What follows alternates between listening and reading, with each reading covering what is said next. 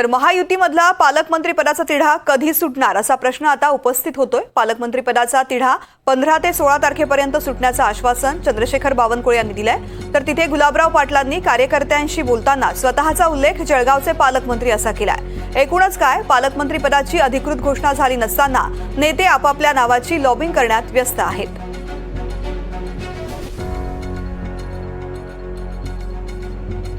पौष महिना असल्यामुळे कुठेतरी पालकमंत्री किंवा त्यांचे ओएसडी नेमण्यामध्ये विलंब होत आहे।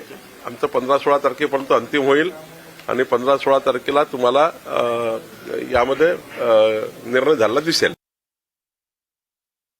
पालकमंत्रीवरून तिढा कधी सुटणार आहे ते मुख्यमंत्री माननीय मुख्यमंत्र्यांना माहिती। उशीर का लागतो एवढे? कुठं उशीर लागतोय, अजून वेळ आहे।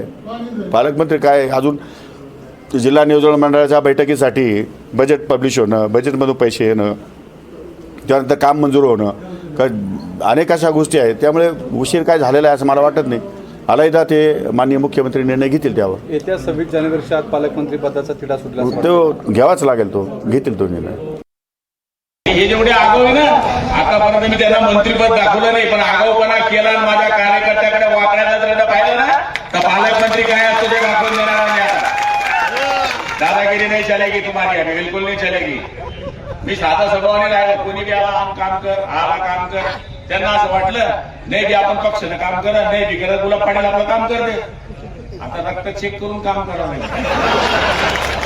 हा, आपला माणूस बिचारा भटकतो, काम करतो, रात्रंदिवस माझ्याकरता मेहनत करतो।